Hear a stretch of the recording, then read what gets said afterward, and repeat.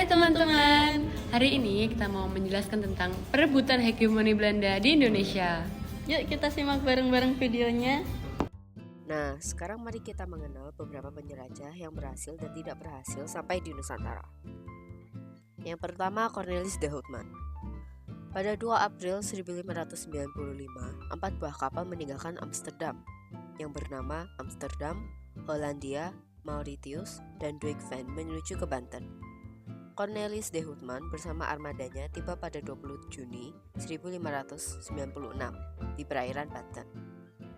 Lalu kembali lagi pada 14 Agustus 1597. Ia membawa kembali banyak rempah-rempah. Keberhasilannya ini membuka jalan bagi ekspedisi-ekspedisi selanjutnya yang berujung pada praktik kolonialisme di Nusantara. Ia lahir pada hari Senin, tanggal 2 April 1565 di Gaunda, Holland Selatan. Ia meninggal pada Rabu 1 September 1599 di Banda Aceh.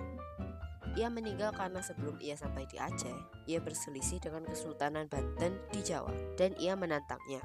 Pada akhirnya, dia kalah melawan laksamana wanita pertama di dunia modern, yaitu Laksamana Kumalahayati bersama dengan pasukannya. Berikut merupakan jalur pelayarannya. Penjelajahan Samudra Cornelis de Houtman dimulai dari Belanda menuju timur dengan rute pantai barat Afrika, lalu ke Tanjung Harapan dan berakhir di Kepulauan Madagaskar, kemudian Samudra Hindia hingga Selat Sunda dan berakhir di Banten. Berikutnya ada Jacob van Eyck. Ia merupakan perwira angkatan laut dan penjelajah asal Belanda. Ia memimpin ekspedisi kedua Belanda ke Indonesia dari 1598 sampai 1599. Ia lahir pada tahun 1564 di Belanda. Ia meninggal pada hari Senin, 8 Maret 1638 di Amsterdam, Belanda. Sampai sekarang, belum diketahui penyebab kematiannya. Berikut merupakan jalur pelayarannya. Penjelajahan Jacob van Eyck berlayar menyusuri pantai timur Afrika menuju ke Kalikut, lalu terus ke timur, hingga akhirnya mencapai Kepulauan Indonesia melalui Selat Malaka. Yang terakhir ada William Barents. Ia lahir pada tahun 1550 di Terschelling, Belanda.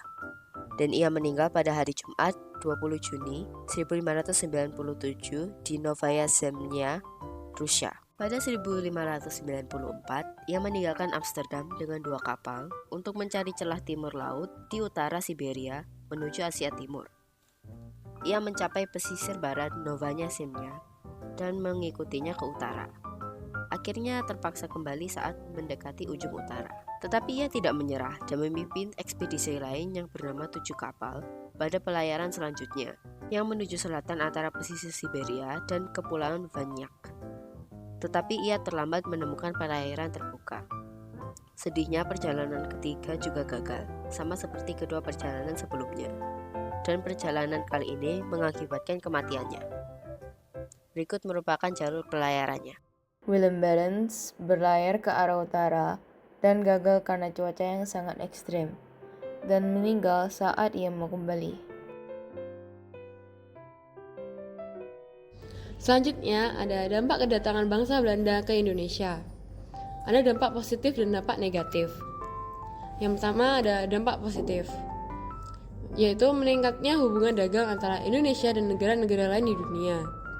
Kedua, munculnya kesadaran nasionalisme dan persatuan bangsa Indonesia melalui gerakan-gerakan perlawanan terhadap penjajah. Yang ketiga, berkembangnya ilmu pengetahuan, teknologi, seni, sastra, dan agama di Indonesia melalui pengaruh-pengaruh barat. Selanjutnya ada dampak negatif. Yang pertama, menurunnya kesejahteraan rakyat akibat eksploitasi sumber daya alam dan tenaga kerja oleh penjajah. Kedua, hilangnya kedaulatan dan kemerdekaan bangsa Indonesia akibat penindasan politik dan militer oleh penjajah. Ketiga, terjadinya perubahan sosial dan budaya yang merusak nilai-nilai tradisional dan identitas bangsa Indonesia akibat asimilasi dan akulturasi oleh penjajah. Dampak kedatangan Belanda ke Indonesia mempengaruhi jalannya kekuasaan kerajaan atau pemerintahan rakyat. Munculnya tokoh pelajar menjadikan masyarakat sebagai pejabat di pemerintahan. Nah, sekarang Ayo kita lihat sama-sama, apa aja sih peninggalan-peninggalan bersejarah Belanda di Indonesia? Di Indonesia, banyak sekali peninggalan dari Belanda yang bahkan masih digunakan loh sampai saat ini. Yang pertama ada Benteng Vredenburg. Benteng ini terletak di Yogyakarta dan dibangun pada tahun 1760 dan selesai pada tahun 1787. Awalnya, benteng ini digunakan sebagai tempat istirahat, sehingga diberi nama Rustenburg. Tapi, Daendels mengubah benteng ini menjadi Benteng Vredenburg, yaitu sebagai tempat perdamaian. Selanjutnya ada Benteng Van der Wijk. Benteng ini terletak di Kebumen, dibangun pada masa Perang Pangeran Diponegoro. Benteng ini digunakan oleh TNI Angkatan Darat setelah Belanda mengakui kedaulatan Indonesia. Dan sejak tahun 2000, benteng ini dijadikan sebagai tempat wisata. Selanjutnya ada Jalan Raya Pos Anyar Panarukan. Nah, peninggalan yang ini pasti udah tidak asing lagi kan buat kita. Jalanan ini dibangun pada tahun 1808 sampai 1811 di bawah pemerintahan Daendels.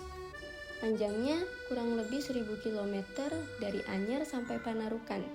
Dan sampai saat ini jalan tersebut masih digunakan untuk mempermudah mobilisasi. Yang terakhir ada Gereja Katedral Jakarta. Katedral ini diresmikan pemerintah Belanda pada tahun 1901. Gereja ini didesain oleh Marius Hulswit yang merupakan arsitek terkenal asal Belanda. Sekian dari video edukasi kita. Semoga apa yang telah kita kerjakan di sini dapat bermanfaat bagi kalian semua ya. God bless you all and see you next time.